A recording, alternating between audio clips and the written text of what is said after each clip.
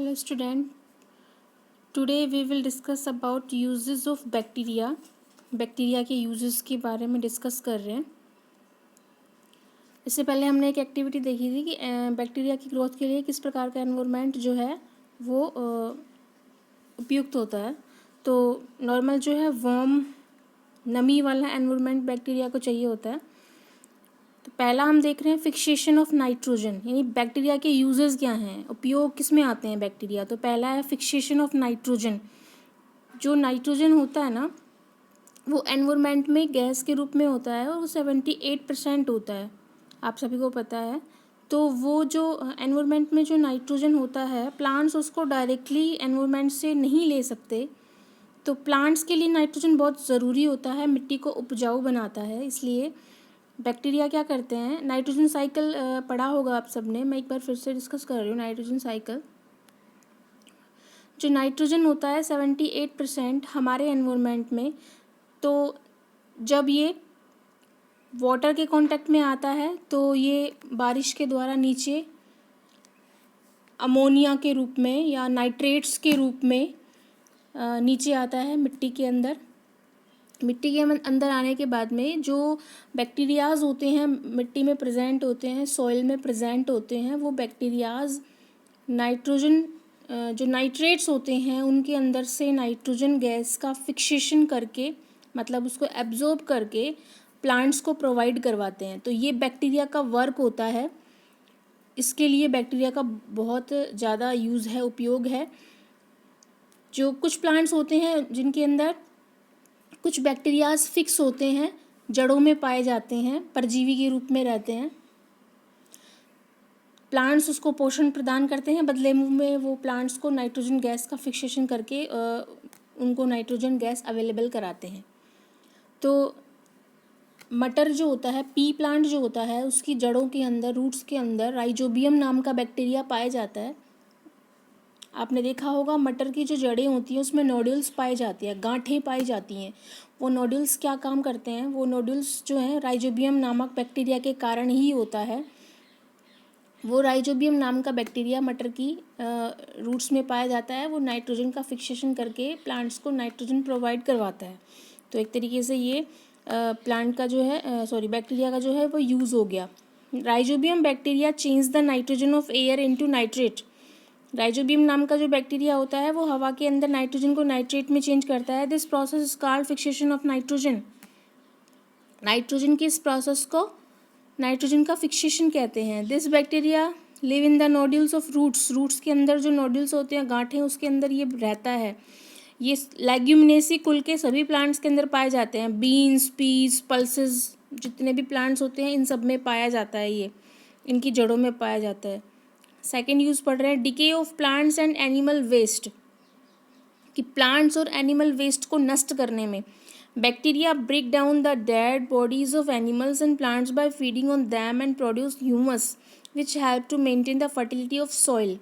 Bacteria जो होता है एनिमल और प्लांट्स की जितनी भी डेड बॉडीज़ होती है उनको डिकम्पोज कर देते हैं। एज यू नो दैट, आप सभी को पता है कि छोटे छोटे पार्ट्स में, इनऑर्गेनिक पार्ट्स में डिवाइड कर देते हैं। ऑर्गेनिक मैटर होता है प्लांट्स एंड एनिमल, कार्बनिक पदार्थ होता है उसको अकार्बनिक पदार्थ के अंदर स्मॉल पार्टिकल्स में डिवाइड कर देता है, क्योंकि वो जो है ऑर्गेनिक पदार्थ खाते हैं और प्रोड्यूस करते हैं ह्यूमस, मतलब इनऑर्गेनिक पदार्थ, जो कि मिट्टी की फर्टिलिटी को यानी उपजाऊ को मेंटेन करता है, मिट्टी को उपजाऊ बनाता है। कॉर्नर में इंसाइट दिया हुआ है, हम ये पढ़ रहे हैं। Bacteria play an important role in the field of genetic engineering.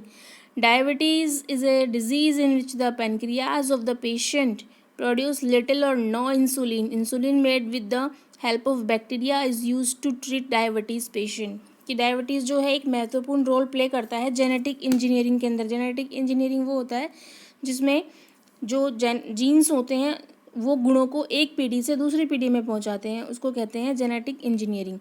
तो ये जेनेटिक जो डिज़ीज़ है, एक प्रकार की डायबिटीज़ जो है वो जेनेटिक डिजीज़ ही होती है। डायबिटीज़ आपने सबने सुना होगा, शुगर की जो प्रॉब्लम होती है, शुगर की जो बीमारी होती है वो क्यों होती है, क्योंकि हम जो पेनक्रियाज के अंदर जो इंसुलिन बनता है तो वो इंसुलिन या तो नहीं बनता है या कम मात्रा में बनता है, जिसके कारण ग्लूकोज की मात्रा ज़्यादा हो जाती है, ग्लूकोज मतलब शुगर की मात्रा ज़्यादा हो जाती है, जिसके कारण व्यक्ति को डायबिटीज़ हो जाता है। तो जो ये इंसुलिन बनता है ये बैक्टीरियाज़ की हेल्प के द्वारा बनता है। तो बैक्टीरियाज़ जो होते हैं वो हमारी बॉडी में भी पाए जाते हैं, लेकिन वो यूज़फुल होते हैं। ठीक है, तो ये भी एक प्रकार का मोस्ट इम्पोर्टेंट यूज़ है बैक्टीरिया का।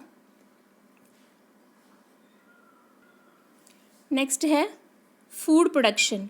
फूड प्रोडक्शन में मैंने आपको बताया था, जो कर्ड होता है मीन्स दही जो होता है, उसके अंदर लैक्टोबैसिलस नाम का बैक्टीरिया पाया जाता है, जो कि दही में, चीज़ में, इन सब में पाया जाता है, जो हमारी बॉडी के लिए बहुत ज़रूरी होता है। Lactobacillus bacteria help in the fermentation and production of curd and cheese. Bacteria are also used in production of coffee, tea and cocoa beans. कि बैक्टीरिया का यूज़ कॉफ़ी बनाने में, कॉफ़ी के प्रोडक्शन में, टी के प्रोडक्शन में, cocoa beans बनाने में भी इसका यूज़ होता है। 4 है डाइजेशन इन एनिमल्स। एनिमल्स के अंदर digestion. Escherichia coli bacteria is present in intestine of human. कि मनुष्य की जो हर्बाइवर्स एनिमल होते हैं और जो मनुष्य होते हैं उसकी इंटेस्टाइन में, मतलब आंत के अंदर जो है इश्चेरिशिया कोलाई नाम का बैक्टीरिया पाया जाता है। उसका क्या काम होता है? फूड का डाइजेशन करने का काम होता है उसका। तो एनिमल के डाइजेशन में भी इसका यूज़ है। इंडस्ट्रीज़ के अंदर जितने भी फैक्ट्रीज़, कारखाने हैं, उनके अंदर इसका क्या यूज़ है हम देखेंगे। Different kinds of bacteria are use to industrial benefits. अलग अलग प्रकार के बैक्टीरिया का यूज़ इंडस्ट्रीज़ के अंदर किया जाता है एज दे, जैसे कि नीचे हमें दिया हुआ है, हम पढ़ेंगे इसको। Help to produce wine and vinegar. जो वाइन होती है, विनेगर होते हैं, उसको बनाने में बैक्टीरियाज का यूज़ किया जाता है। Helps in making meat tender for tanning of skins to produce leather. कि जो स्किन जो होती है ऊपर वाली, उससे लेदर बनाने में इसका उपयोग होता है। लिनिन थ्रेड्स, जो लिनिन के फाइबर्स आते हैं, लिनिन के धागे आते हैं, जो कि हमें फ्लेक्स प्लांट से मिलते हैं। ठीक है, तो इस प्रोसेस को the linen threads are obtained from flax plant by a process called retting. कि एक रेटिंग की प्रोसेस के द्वारा फ्लेक्स प्लांट से हमें लिनिन के थ्रेड्स मिलते हैं। Bacteria enter the stem. Bacteria plant के स्टेम में एंटर कर देते हैं और उस स्टेम के टिश्यू को नष्ट कर देते हैं और लूज़ कर देते हैं, जिससे कि फाइबर्स जो होते हैं वो बाहर आ जाते हैं, लूज़ पड़ जाते हैं फाइबर्स, और हम उस फाइबर्स को, थ्रेड्स को निकाल पाते हैं। तो इसमें भी बैक्टीरिया का यूज़ है। Helps in production of some vitamins and antibiotics.